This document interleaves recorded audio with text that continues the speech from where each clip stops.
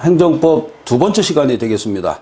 자, 우리 행정법 두 번째 시간은요, 행정법의 일반 원칙에 대해서 우리가 살펴보도록 하겠습니다. 행정법의 일반 원칙은 뭐가 있냐면요, 첫 번째가 이제 비례 원칙.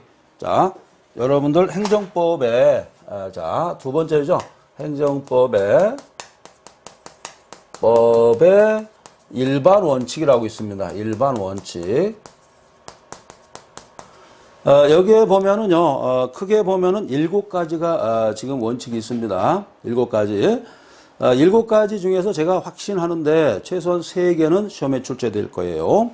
첫 번째가 비례 원칙. 이거 잘 나옵니다. 비례 원칙. 예, 하나하나 쓰면서 제가 설명을 올리도록 하겠습니다.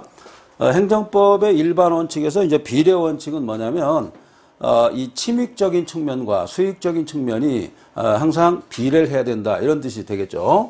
자, 그래서 항상 무슨 처분할 때 수익적인 측면, 그 다음에 이제 침익적인 측면, 이렇게 이제 생각을 해서 비례해야 된다, 이런 뜻이 되겠습니다. 지난번에는 시험이 어떻게 나왔냐면 비례 원칙은 바로 적필상이다, 이렇게 나왔죠. 적합성, 필요성, 상당성, 이렇게 돼 있어요.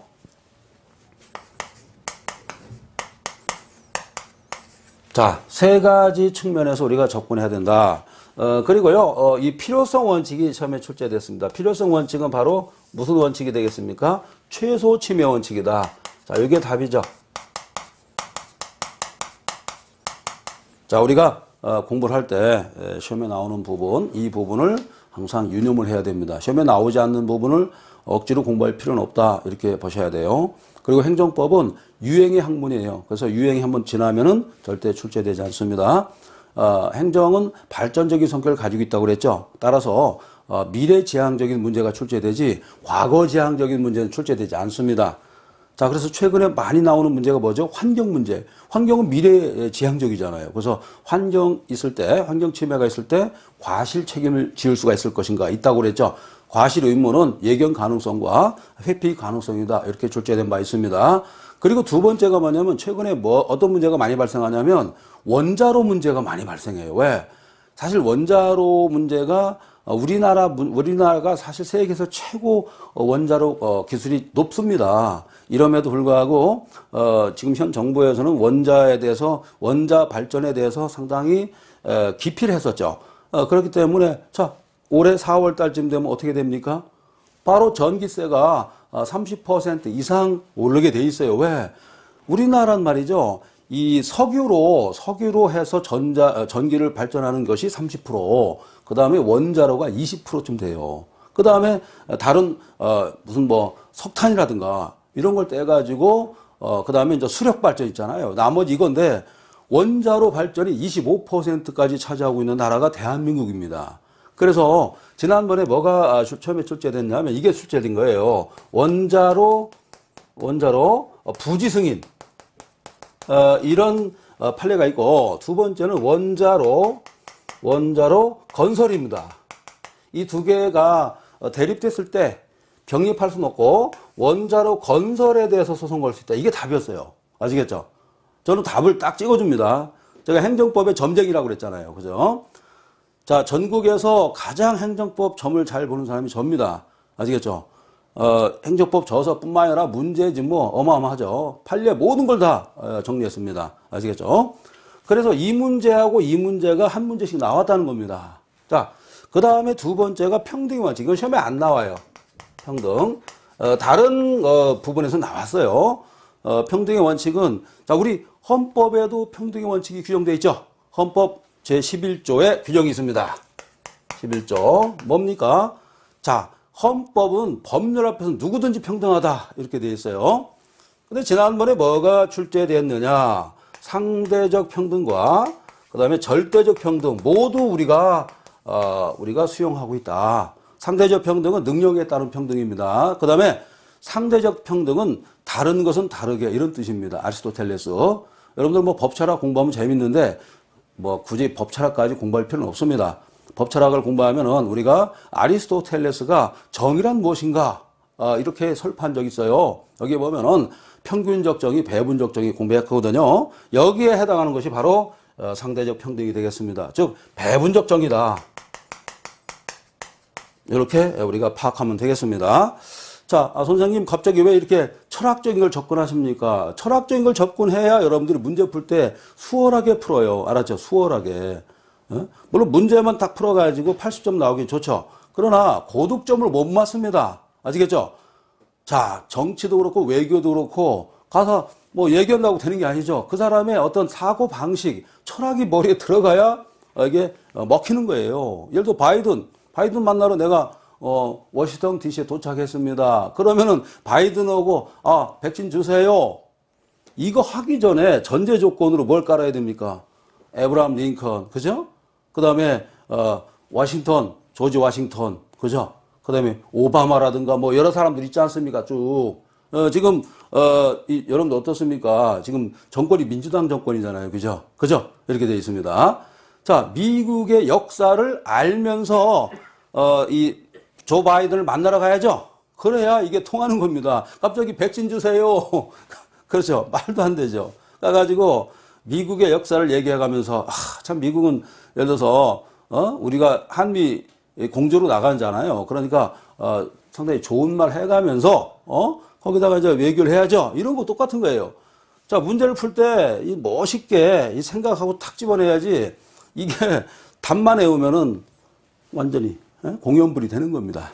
자, 그리고 이제 세 번째로 가는데, 세 번째는 뭐냐면 자기 구속의 법리입니다. 자, 이거 별표 몇 개 쳐야 됩니까? 5개짜리죠. 자, 이거 상당히 중요한 겁니다. 제가 별표 웬만해서는 5개 안 올립니다. 엄청나죠? 자기가 구속됐다. 자기 구속의 원칙이죠. 의 법리. 자기 구속의 법리인데, 자기 구속을 하려면 어떻습니까? 내가 여기서는 자기라는 것은 바로 행정청을 뜻합니다. 행정청이 자기가 처분을 했을 때 처분에 대해서 구속하는 그런 법리가 자기 구속의 법리인데, 그러면은 처분이 어떻습니까? 처분이 적법해야 돼요. 알았죠? 적법해야 자기가 구속되는 것입니다. 꼭 알아두시기 바랍니다. 자, 이번에 일반 행정직의 시험에 나왔었죠. 자기 구속의 법리는 처분이 부적법해도 된다 또는 위법해도 된다, 이렇게 시험에 출제된 적이 있어요. 알았죠? 자, 자기 구속의 법리는 항상 시험에 출제되더라, 이런 얘기입니다. 그 다음에 역시 네 번째입니다. 네 번째 뭡니까? 신뢰보호 원칙이죠. 이 신뢰보호 원칙도 시험에 계속 출제되고 있습니다. 신뢰보호 원칙에서 가장 중요했던 문제가 뭘까요? 자, 신뢰보호 원칙은 뭐냐면 이것만 알고 계세요. 행정처분했는데 상대방이 A라는 사람한테 행정처분했죠. 알파라는. 그런데 B라는 사람이 어떤 허가를 신청한다든지 이랬을 때 알파라는 행정처분을 기대했겠죠. 그러나 베타라는 행정처분을 했을 때는 신뢰보호 원칙에 반한다는 겁니다. 즉 제3자가 믿었다는 것이죠. 믿고서 투자를 했죠. 투자를 했는데 투자 자금을 회수할 수가 없었다는 얘기죠. 이게 바로 신뢰보호 원칙이에요. 신뢰보호 원칙에서 핵심 포인트는 바로 공적 견해 표명입니다. 공적 견해 표명, 이렇게 되어 있어요. 자, 시험에 나올 확률 100%입니다. 역시 별표 5개가 되겠습니다. 아시겠죠? 예외 없이 출제된다, 이렇게 보시면 되겠습니다. 신뢰보호 원칙에서 가장 많이 출제됐던 건 뭘까요? 바로 폐기물 적정 통보였습니다. 자, 폐기물 적정 통보였을 때는 바로 신뢰보호 원칙이 적용되지 않았습니다. 그러나 신뢰보호 원칙이 적용되는 경우가 있었죠. 자, 폐기물 여기다 잠깐 쓰겠습니다. 이렇게. 자, 2개로 나눌 수 있다. 자, 폐기물 적정 통보. 자, 그다음 밑에도 마찬가지입니다. 근데 밑에는 폐기물 적정 통보했는데 나중에 청소업자 난립이라는 게 있어요. 청소업자 난립. 청소업자 난립. 자, 폐기물 적정 통보했을 때 이때는 공적 견해 표명이 아니라는 거예요. 알았죠? 공적 견해 표명이 아니다. 그러나 요때는 공적 견해 표명이라는 겁니다. 아시겠죠? 자, 이때는 공적 견해 표명. 자, 이렇게 공부를 해달라는 겁니다. 디테일하게. 자, 이런 문제는 시험에 꼭 출제될 것이다. 별표 5개 올려보겠습니다. 5개짜리가 쉽지 않습니다. 아시겠죠? 자, 그래서 공부하실 때도 남보다 빨리 문제를 풀고, 그죠? 그리고 남보다 먼저 합격을 하고, 남보다 빨리 승진해서, 그죠? 남보다 더 멋있게 살아야죠. 그게 여러분들 공부하는 목적이 되겠습니다. 저도 마찬가지죠. 다른 사람보다 연구를 훨씬 많이 해서, 그죠? 여러분들한테 행정의 진가를 그대로 서비스하는 그런 입장이지 않습니까? 따라서 저도 다른 사람보다 먼저 일어나고 많이 노력하고 이런 사고방식을 항상 견지하려고 노력하고 있습니다. 아시겠죠? 자, 그 다음에 신의성실이 원칙이 있어요. 자, 신의성실부터는 제가 구두로 말씀드릴게요. 신의성실 원칙은 지난번에 한번 시험에 출제된 적이 있어요. 이거는 거래를 할 때 있죠. 계약이나 거래할 때 항상 성실하게 이행하라 이런 뜻에서 우리가 접근해야 된다. 이렇게 여러분들 보시고 그 다음에 이제 권리남용 금지가 있죠. 권리남용 금지는 민법상의 의미였었어요. 그런데 행정법에도 들어왔다. 권리를 남용하면 안 돼요. 자, 그래서 우리 처분이 남용이라든가 일탈했을 때 어떻게 한다고 그랬습니까? 이때는 자, 요거는 제가 간단히 좀 설명드리겠습니다. 자, 여러분들 처분을 했는데 일탈 남용했다. 일탈 남용을 했습니다. 자, 어디로 갈까요? 이거 시험 문제 어디로 가겠습니까? 자, 행정소송법 27조로 갑니다. 알았죠? 27조 어떻게 되어 있죠? 법원은 이를 취소할 수 있다. 이렇게 되어 있습니다. 법원은 이를 취소할 수 있다. 이렇게 되어 있어요. 알았죠? 종전에 어떻게 시험에 나왔냐면 법원은 이를 취소하여야 한다. 이렇게 출제됐거든요. 이 문제를 말이죠. 저는 한 20년 이상 문제 나온 것을 다 분석했습니다. 철저하게. 그래서 이 문제 흐름 어떻게 귀착될 것인가 여기에 대해서는 항상 디테일하게 접근합니다. 아시겠죠? 이 뭉퉁그려서 접근하면 절대로 고득점 맞을 수가 없어요. 아시겠죠? 자, 그렇게 보시고요. 자, 그런데 여기서 조심할 게 있어요. 신뢰보원칙. 아까 신뢰보원칙 말씀드렸는데 이 신뢰보원칙은 처분이 적법, 그 다음에 부적법 상관없습니다. 자, 이걸 꼭 기억해 주시기 바랍니다. 자, 좋습니다. 여러분들의 의지가 합격을 앞당길 수 있다. 이렇게 보세요. 자, 그래서 이제 법적 견해, 공적 견해인가 아닌가를 쭉 우리가 공부할 수 있었는데요. 공적 견해 표명, 교재를 보시면 공적 견해 표명에 해당하는 것은 명시적, 묵시적, 그 다음에 행정계획. 행정계획은 시험에 꼭 출제됩니다. 행정계획도 공적 견해 표명에 해당한다. 이렇게 볼 수 있어요. 다만 공적 견해가 아닌 게 있습니다. 교재 보시면 무효행위는 공적 견해 표명이 아니라는 겁니다. 아시겠죠? 자, 두 번째, 법령 규정의 내용 이런 것도 공적 견해 표명이 아닙니다. 자, 가장 중요한 것은 바로 뭐였죠? 폐기물 적정 통보가 꼭 시험에 출제되더라. 알았죠? 자, 그래서 제가 교재에 보면은 확가 예부 이렇게 써놨죠. 확은 뭡니까? 어떤 확약, 약속한 것이죠. 그 다음에 가행정행위, 그 다음에 예비 결정, 그 다음에 부분 허가입니다. 이걸 좀 제가 좀 더 부가 설명을 좀 드리겠습니다.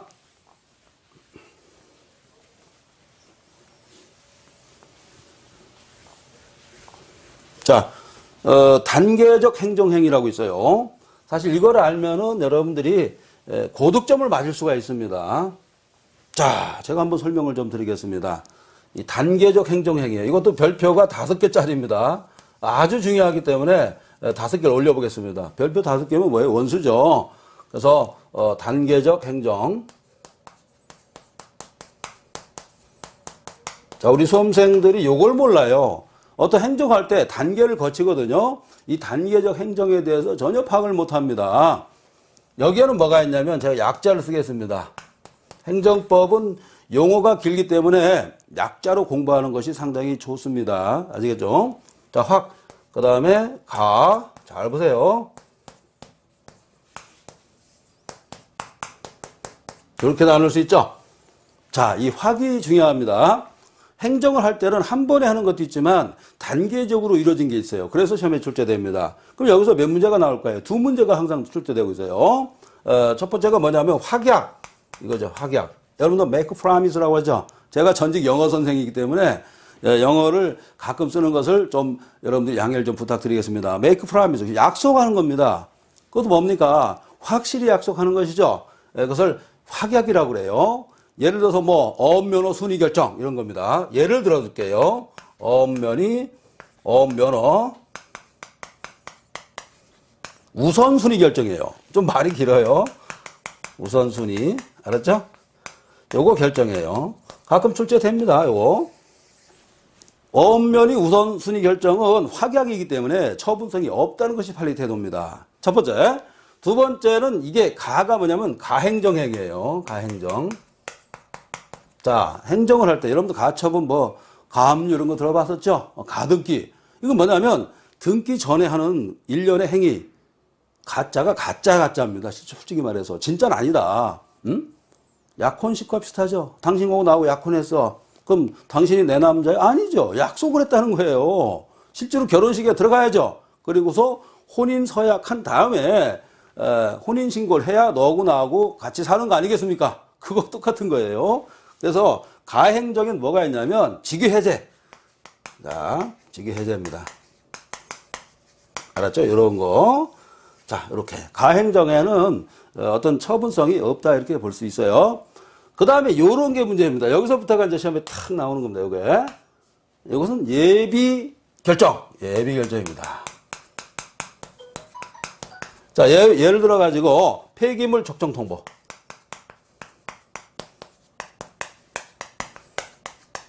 통보죠? 이런 겁니다.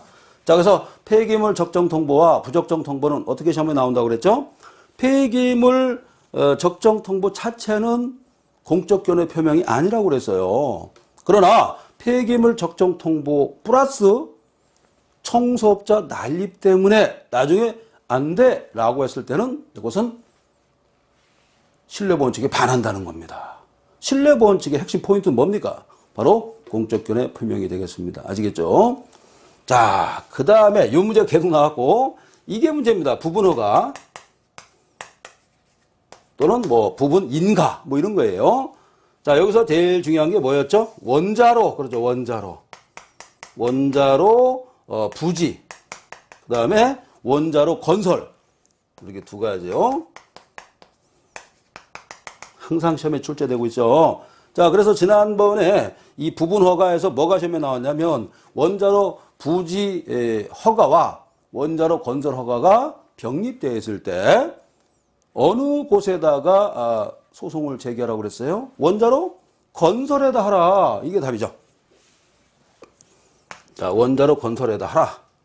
이 행정법을 공부를 열심히 해두시면은 평생 도움이 돼요. 왜냐하면 행정법이 법학에서는 거의 1인자입니다. 헌법도 중요하지만 행정법이 거의 근간이라고 볼 수 있어요.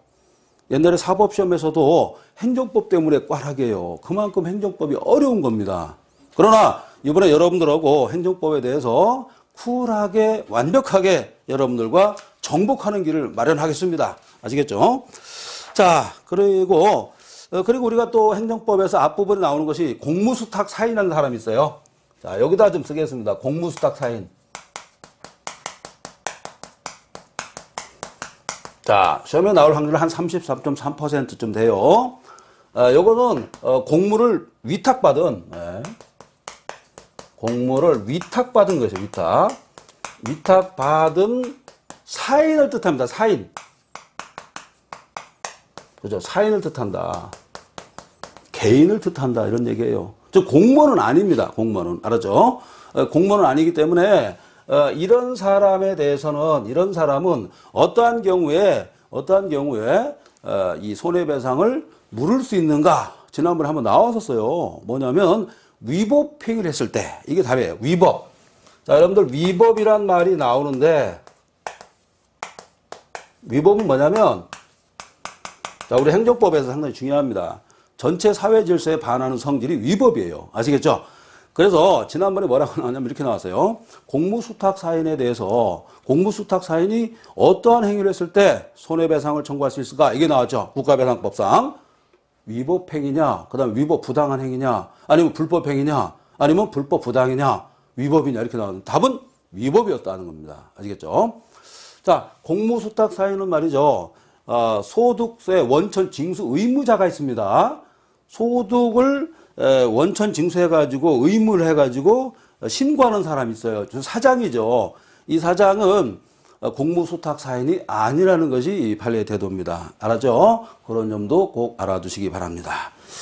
자, 그 다음에 우리가 또 알아둘 사항이 무하자 재량 행사 청구권과 그 다음에 행정 개입 청구권을 간단히 보겠습니다. 시험에 나올 확률은 빵입니다. 그래도 여러분들이 알고 계셔야 돼요. 자, 무하자 재량 행사 청구권, 그걸 좀 설명을 드리겠습니다.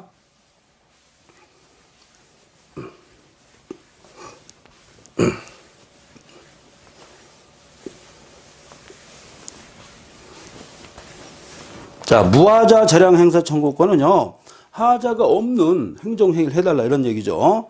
자, 여기 조심해 주세요. 무하자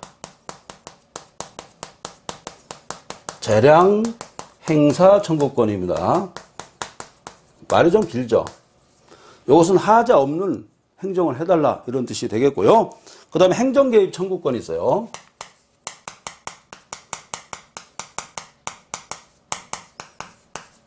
자, 무하자 행사 청구권과 행정개입 청구권 두 가지로 나눌 수 있는데, 자, 이 두 가지가 있는데, 자, 무하자 재량 행사 청구권은 절차적 권리입니다. 요게 시험에 또 나올 수가 있어요. 즉, 형식적 권리다. 즉, 이건 뭐냐면, 형식적이다. 이런 얘기, 형식적. 그 다음에 절차적이다. 이렇게 볼 수가 있어요. 그 다음에 두 번째는 뭐냐면, 행정개입 청구권이죠. 요것은 실질적인 겁니다. 실질적이고, 그 다음에 실체적이다. 실체입니다. 이런 청구권이 되겠습니다. 근데 두 가지 다 적극적인 권리입니다. 적극적. 자, 이런 거를 여러분들이 꼭 숙지해 주시기 바랍니다. 자, 이렇게 해가지고 기본 내용을 한번 살펴봤고요. 그 다음에 이제 좀 중요한 거 몇 가지들 우리가 살펴보는데요. 여러분 교재 보시면은 관습법이라는 게 나와요. 관습법. 자, 이 개념. 제가 왜 이 말씀 드리냐면, 관습법에는 관습 법률이 있고요. 그 다음에 관습 헌법이 있어요.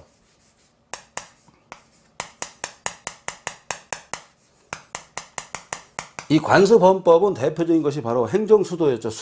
수도라는 개념입니다. 이 수도라는 개념이 관습 헌법이었습니다. 따라서 이 수도가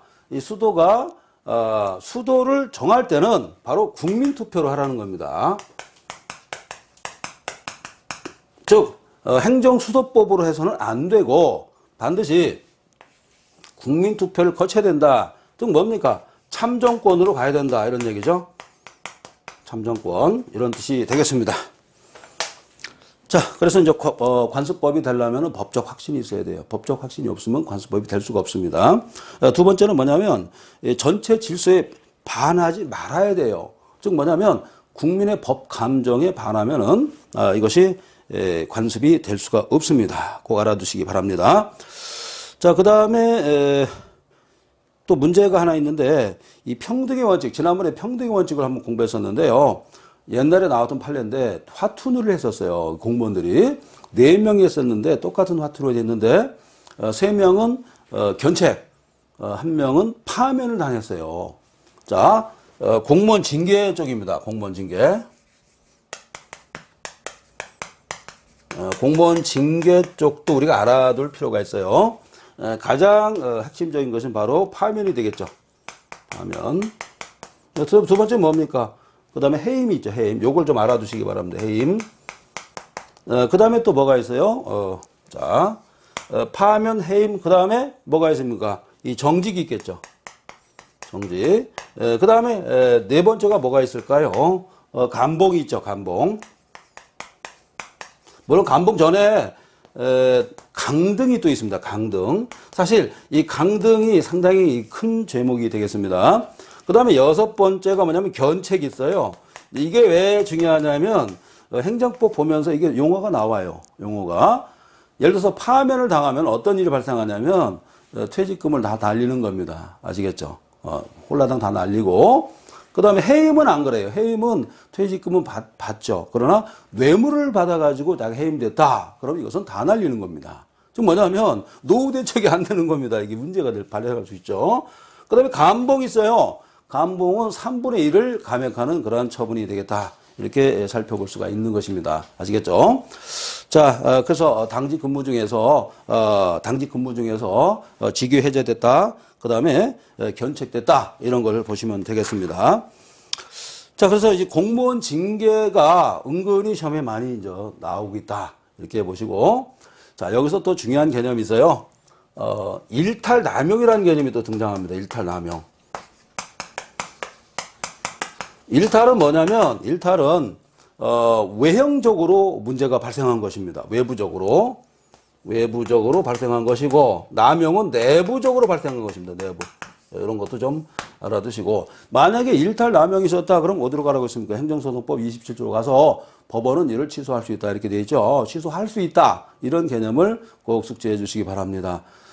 지금 여러분 중에서, 학원에 나오지 못하고, 그 다음에 직접 이렇게 이 교수로서 교수의 수업을 못 받는 분들이 많이 있을 거예요. 코로나 팬데믹 사태에서. 이럴 때일수록 이런 강좌를 들음으로써 여러분 인생을 확 바꿀 수가 있다는 것을 명심해 주시기 바랍니다. 그래서 제가 가장 행정법에 대해서 연구를 많이 했고 가장 문제를 정확하게 찝어낼 수가 있다는 것을 확신하고 있습니다. 자, 다음 또 문제가 또 있는데요. 자, 그런데 신뢰보원 측에서 우리가 한번 생각할 게 뭐냐면, 작년에 시험에 출제된 게 있었는데 뭐냐면 사실을 은폐하려고 달려들어요. 이럴 때는 신뢰보원 측이 적용되지 않고요. 그 다음에가 또 문제되는 것이 상대방의 고의과실도 따집니다. 과실이 없어야 돼요. 그 키가 많아서 자기도 책임이 없어야, 신뢰보원 측을 주장할 수가 있는 것입니다. 내가 하자가 있는데 신뢰원칙을 주장할 수 있을까요? 못하죠. 그거와 똑같습니다. 자, 그렇게 보시고, 만약에 이제 이 착오가 또 발생했습니다. 여러분 교재 보시면은 101번 보세요. 착오가 발생했을 때 국세청 관행일까? 그렇지 않습니다. 착오가 발생했을지라도 국세청 관행을 주장할 수가 없다는 것입니다. 아시겠죠? 자, 제일 많이 문제되는 건 뭐냐면 과세 처분할 때 과세의 근거가 되는 법률을 누락을 했단 말이에요. 이럴 때는 이것은 보호를 못 받는다. 이렇게 우리가 판단을 해야 되겠습니다. 그리고 이제 무효 처분 같은 경우는 신뢰보원칙 적용되지 않는다. 최소한 취소까지만 가야 됩니다. 이렇게 살펴보시고. 자, 이번 시간에 마지막 또 시간 얘기인데 화랑공어 사건을 좀 말씀드릴게요. 이 화랑공어는 바로 경상도 쪽에 있는 경주 아시죠? 경주에서 공부하시는 분도 있을지 모르는데 경주에 있는 이 지형도를 수정한 사건입니다. 지형도를 행정관청 장이 말이죠. 지형도를 수정했는데 이것이 바로 신뢰보원칙에 반할까 반하지 않는다는 것이 판례 되었습니다. 자, 여러분들 수고하셨습니다.